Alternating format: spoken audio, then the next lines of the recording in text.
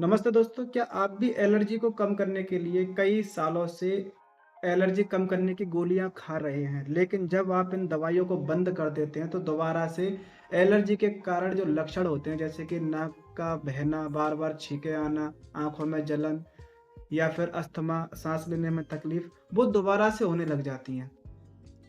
इसका मतलब है साथियों कि आप बीमारी की जड़ का इलाज नहीं कर रहे, बल्कि सिर्फ़ और सिर्फ़ लक्षणों का इलाज कर रहे हैं। आपने कई सारी दवाइयाँ खा ली, कई सारे एंटीहिस्टामाइन्स आप खा चुके हैं, कई तरह के नेज़ल स्प्रे नाक में डाल चुके हैं, लेकिन आपकी एलर्जी दूर नहीं हो रही है। खुजली को कम करने की, अस्थमा को दूर करने की दवाइयाँ खा ली हैं, लेकिन आपकी एलर्जी दूर नहीं हो रही है। साथियों, आज की अपनी इस वीडियो में फार्मासाइट 2.0 चैनल पर मैं आपको बताऊंगा कि आप किस तरह से अपना आईजीई का लेवल कम कर सकते हैं और इसको बढ़ने के कारण क्या होते हैं। लेकिन उससे पहले हम ये समझेंगे कि आईजीई होता क्या है। साथियों, आईजीई हमारे इम्यूनिटी सिस्टम द्वारा बनाया गया एक एंटीबॉडी होता है। जब हमारे शरीर में कोई पराग कण, कोई ऐसे तत्व जैसे कि धूल, मिट्टी या फिर कोई ऐसा खाना जो हमारे शरीर में जाता है, तब उसके बाद में हमारा इम्यूनिटी सिस्टम आईजीई को छोड़ता है। लेकिन जब इसका लेवल बहुत ज़्यादा पहुँच जाता है, तो हमारा शरीर हाइपर सेंसिटिव हो जाता है, जिसकी वजह से एलर्जी होती है। अब बात करते हैं साथियों इसके कारणों के बारे में कि एलर्जी जो आईजीई होता है, वो किस वजह से बढ़ता है। इसके मेडिकल साइंस के मुताबिक 2 कारण होते हैं। एक तो होता है आपके पेट के कीड़े और दूसरा होता है एलर्जी। यदि आपके पेट में कीड़े हैं, तो आपका आईजीई का लेवल बढ़ा हुआ दिखेगा। अब आप कैसे पता कर सकते हैं कि पेट के कीड़े किस तरह से हम पता लगाएँ कि पेट में कीड़े हैं? तो उसके लिए आपको एक अपना स्टूल टेस्ट करा सकते हैं या फिर अपने शारीरिक लक्षणों जैसे कि जब आपके पेट में कीड़े होंगे तो आपको भूख नहीं लगेगी, आपका वज़न नहीं बढ़ेगा, खून की कमी रहेगी और आपके लैट्रिन में भी कीड़े दिखेंगे। इस तरह के लक्षण इसमें देखने को आते हैं। जब तक आप कीड़ों को मारने की दवाई नहीं लेते हैं जैसे कि एल्बेंडाज़ोल टैबलेट 400 एमजी की 2-3 महीने हफ्ते में 1 बार इस्तेमाल नहीं करते तब तक ये कीड़े नष्ट नहीं होंगे और आपका आईजीई का लेवल कभी डाउन नहीं होगा। और दूसरे नंबर पर होता है दोस्तों एलर्जी।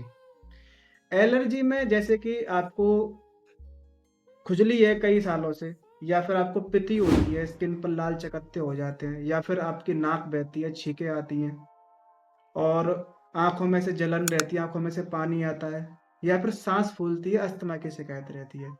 इस तरह की दिक्कत एलर्जी में देखने को आती है।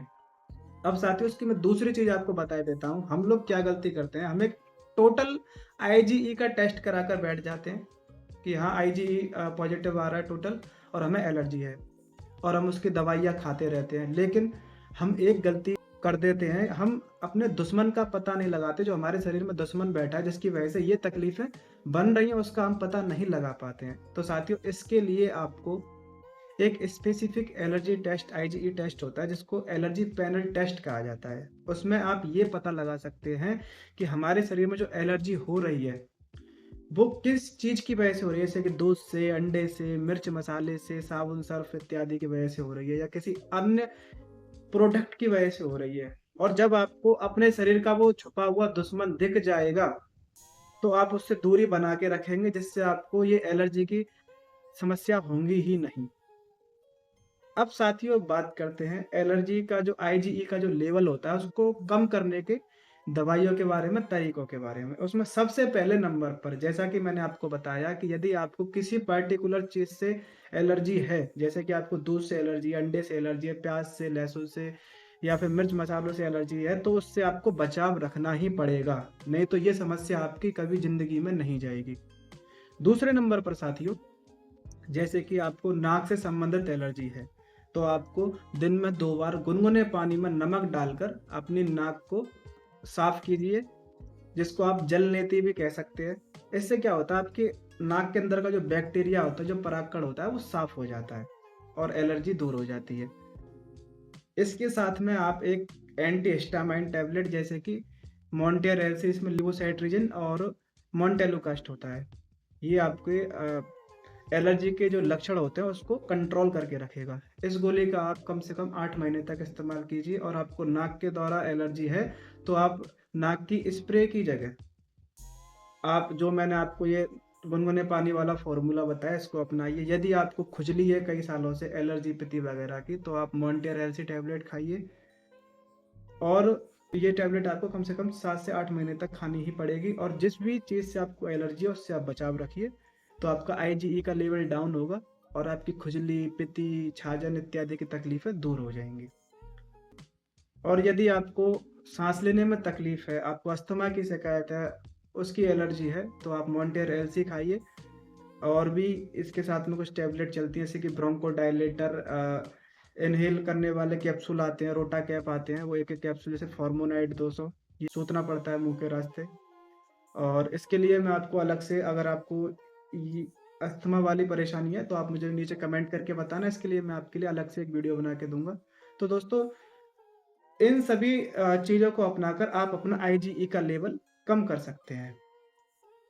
साथियों, आपको इसके साथ में कुछ नेचुरल एंटीहिस्टामाइन ज़रूर खाने चाहिए, जैसे खट्टे फल और प्याज। इनको अपनी डाइट में शामिल करें। यदि आपको इनसे भी एलर्जी है तो बिल्कुल भी नहीं खाएं। इसके अलावा साथियों, आपको अपना स्ट्रेस मैनेजमेंट करना ज़रूरी होता है। यदि आप तनाव में रहेंगे, स्ट्रेस में रहेंगे, तो आपका कॉर्टिसोल का लेवल बढ़ेगा, जिससे आपका आईजीई का लेवल भी बढ़ेगा। तो आप रोज़ाना कम से कम 10 मिनट प्राणायाम कीजिए, जिससे आपका स्ट्रेस कम होगा और आईजीई डाउन होगा। तो साथियों, दवाइयों के भरोसे ही ना रहें, बल्कि अपने शरीर के अंदर जो आपका दुश्मन है, जो इस बीमारी की जड़ है, उससे आपको बचाव रखना पड़ेगा, तब जाकर आपका आईजीई का लेवल डाउन होगा। और अगर इससे रिलेटेड कोई भी क्वेरी हो, कोई भी समस्या हो, तो आप मुझसे नीचे कमेंट करके पूछ सकते हो। मैं उसका भली भांति जवाब दूंगा, और जल्दी ही जवाब दूंगा। साथियों, आपको मेरे द्वारा दी हुई जानकारी अच्छी लगी हो, समझ में आई हो, तो वीडियो को लाइक करें, शेयर करें, चैनल को सब्सक्राइब जरूर करें, और नीचे कमेंट में लिखकर जरूर बताना कि आपको किस चीज़ से एलर्जी है। तब तक के लिए स्वस्थ रहिए, जागरूक रहिए।